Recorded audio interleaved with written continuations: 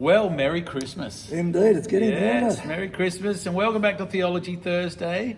We finished our run on the statements, that's all finished. So this is our first Christmas one. Yeah, it's a run up to Christmas now. Yeah, so Christmas theology. What do we got? Just some theology that sits behind this one amazing event called the Incarnation. Yeah. This word incarnation's got nothing to do with little pink flowers or a particular carnation milk. Evaporated milk. No. A dictionary definition is a person who embodies in the flesh a deity, spirit, or quality.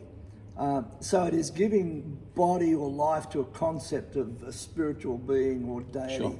So in Christian theology, this of course is an absolutely central doctrine, that God became flesh. Right. That's one of the most amazing things. That's called the Incarnation. The Incarnation. God. That God assumed human nature and became man in the form of Jesus Christ, who is the Son of God and the second person of the Trinity. Right. So that's just getting it all into perspective.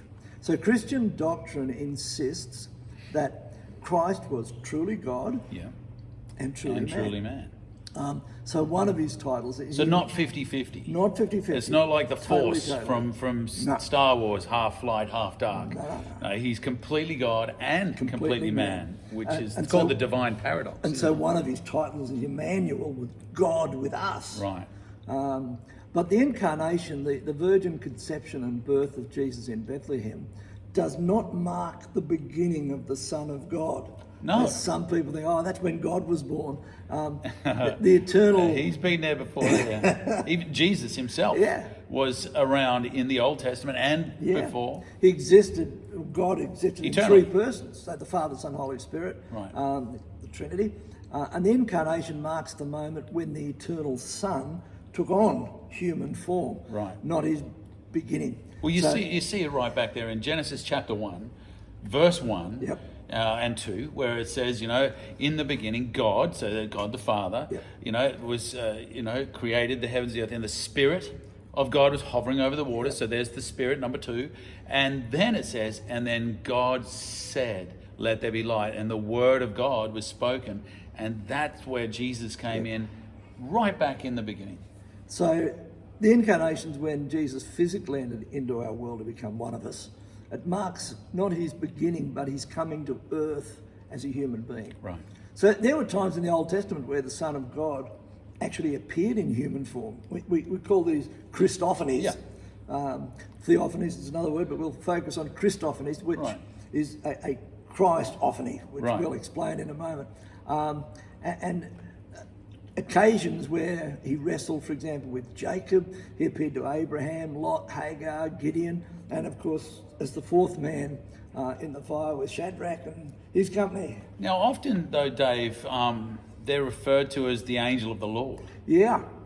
Instead, so that it doesn't say Jesus wrestled with Jacob or Jesus appeared to Abraham. How do we know it was the pre-incarnate Christ? How do we know it was the Son of God, Jesus, the second member of the Trinity? In most places in the Old Testament where there is a reference to the angel of the Lord appearing to someone, as opposed to an angel of the Lord, right? So it's generally believed by theologians that this was appearance of Christ in human form, a Christophany.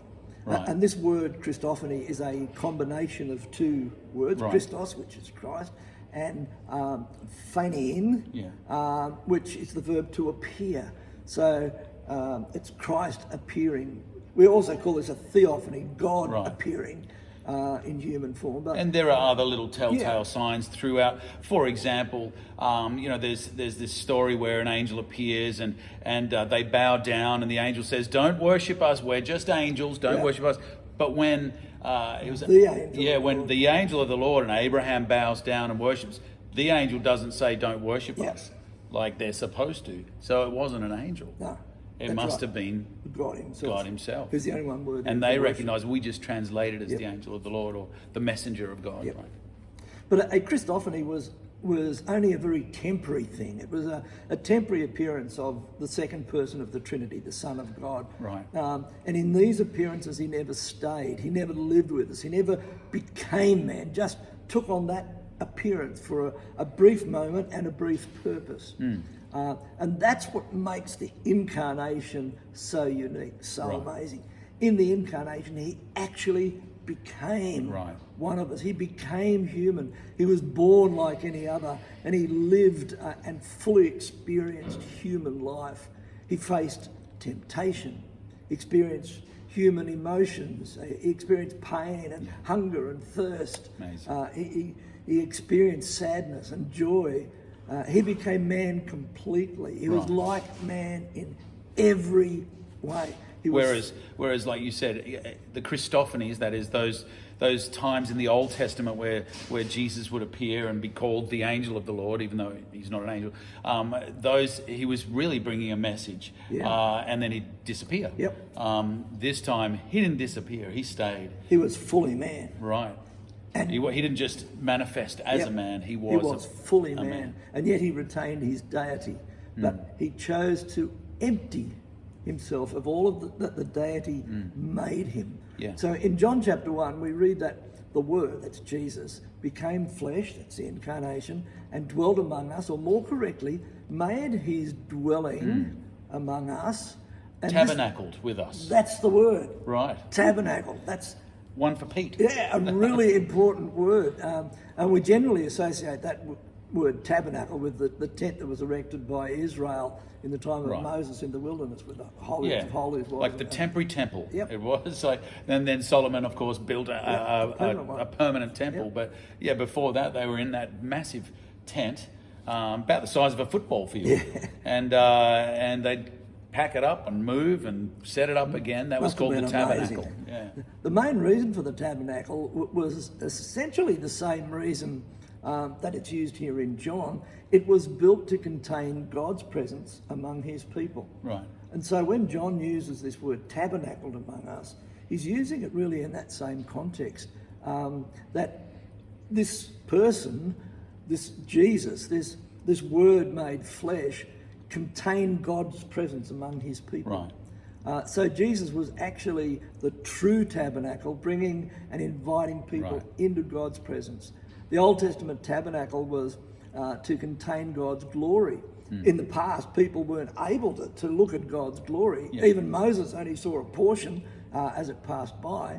And this happened, of course, when he received the Ten Commandments, which, interestingly, is described by rabbis as God's truth given in grace. Obviously the Ten Commandments and the staff of Aaron, they were put in the Ark of the Covenant, this box.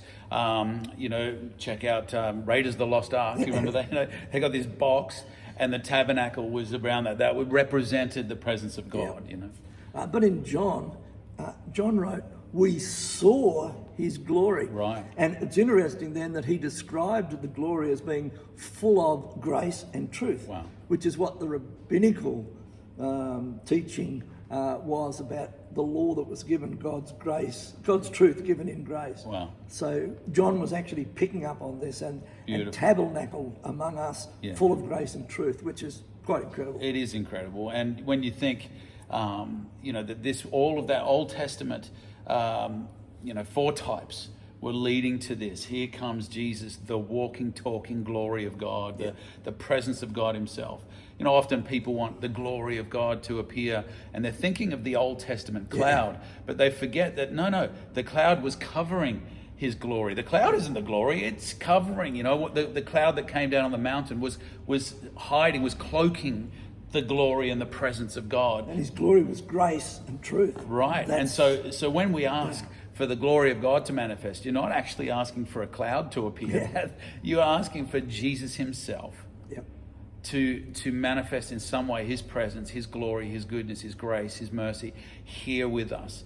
He was, when John said, we have beheld his glory, the glory of the one and only. Wow. Jesus in the glory of God as a man, walking on the earth, mate. Yeah. Can you imagine what that would have been like? And just think about who Jesus was, King of Kings, Lord of Lords, but he comes and he lives in that sort of, so that brings us to another interesting feature, his humility. His incredible humility. And that's what you referenced that before with Hebrews. you know, where you said he emptied himself. You know, that's the passage in Hebrews where it says, you know, he emptied himself. He humbled himself and became a man. So there can be no doubt that the Son of God could have chosen to be born in a palace and live a life of royal luxury. But Jesus, the King of Kings and Lord of Lords, is not the average run-of-the-mill king. He didn't come to be served, rather he came to serve. And whilst it's true that when he returns, he will come as the mighty king, as the head of the army of heaven, in the Incarnation, his humility was on display rather than his glory. From the beginning to the end, from the cradle at Bethlehem to the cross at Calvary, Paul says that being in the form of God, he did not count equality with God something to be grasped.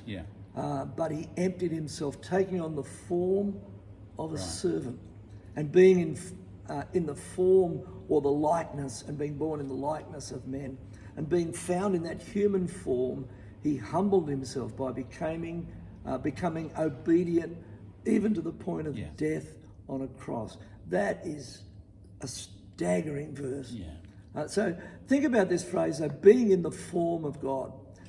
The Greek word here, and we need to look at this because there's a contrast in a moment.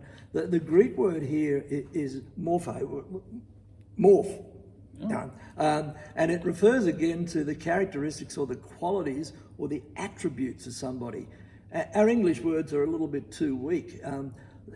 The word form implies something that's changeable, something that can be altered. But that's not what John was saying here. The word that John used means the essential, abiding characteristics or attributes that belong to someone. And so where it appears, this word appears elsewhere in the New Testament, it's sometimes translated as conformed or transformed. Wow, to morph into. So in 2 Corinthians 3:18, we're told that we are being transformed, morphed into the image of Christ. Now that does not mean, and quite clearly it doesn't mean, that we are in any way physically or externally made to look like him, even though we both got beards and we know, but it means that we are internally and by characteristic and attributes being conformed into what he is. So that's the concept of this word morphe. So Christ's being, his essence was unchanged, and is unchangeable. He is the eternal God. He possesses all the attributes, all the characteristics that belong to God. He is no less God in the fullest sense. So in John 5:8, the Jews, you might remember that the religious leaders condemned him because it appeared as though he was claiming equality with God. And they were right. He was. That's exactly what it was. And he had that equality.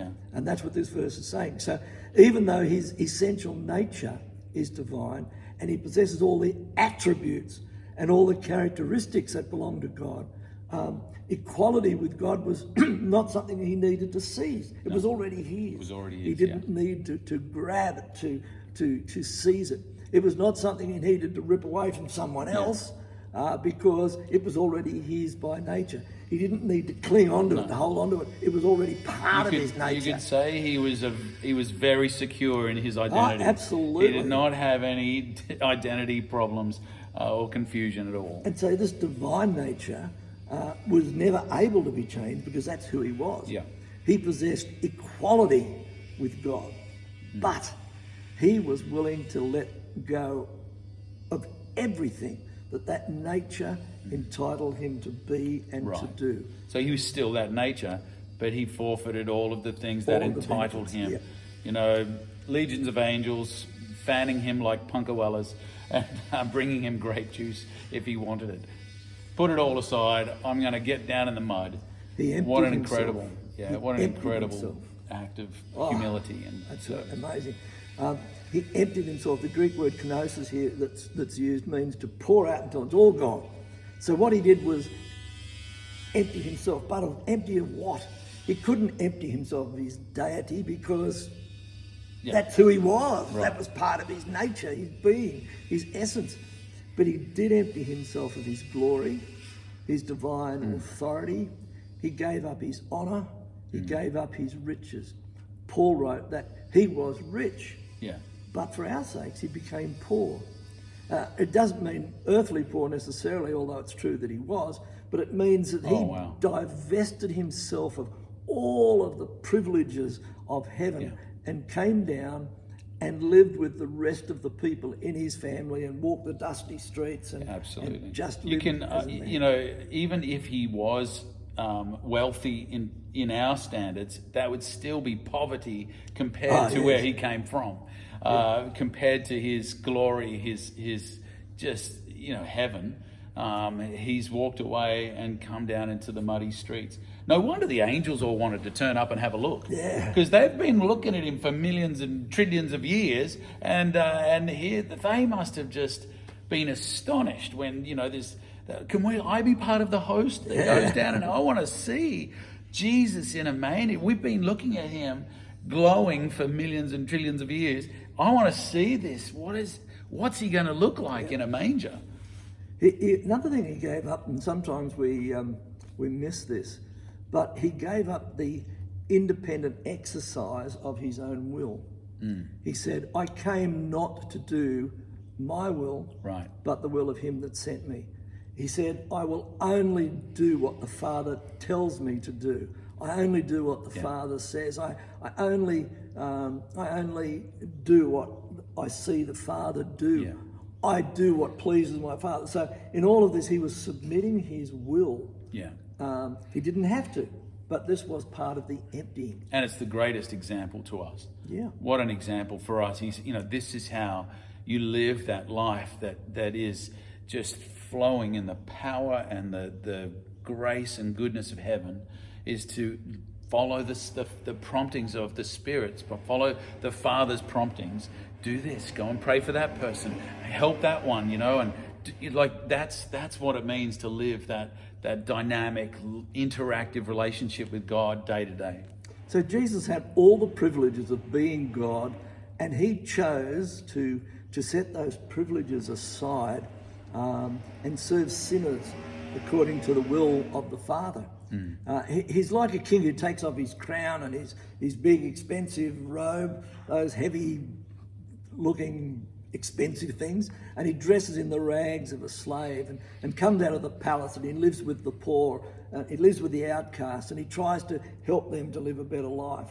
It's hard to imagine a king doing that. So the story of Christmas begins with the Son of God setting aside his rightful place and privileges and taking on the role of a servant. And so we read that he took on the form of a slave. Now, the Greek word here, doulos, is a lowly servant or slave. He took off the robes of kingship and wore the apron of a slave instead. And interesting, the word morph is used here again. He takes the attributes, he takes the characteristics of a slave. He literally becomes a man. He came not to be served, but to serve. This meant that he was totally submitted to a master. So he became a slave to a master. It's the reverse of us. We're being morphed into his image. We're being transformed into his. He was morphed or transformed into our image. It's astonishing. So he became the slave, for want of a better term, of God the Father. He became whatever God wanted him to do, he did. Right. And ultimately, he wanted to serve us to meet our greatest need. And of course, that was the cross. So he's not half God, half man. He's all God.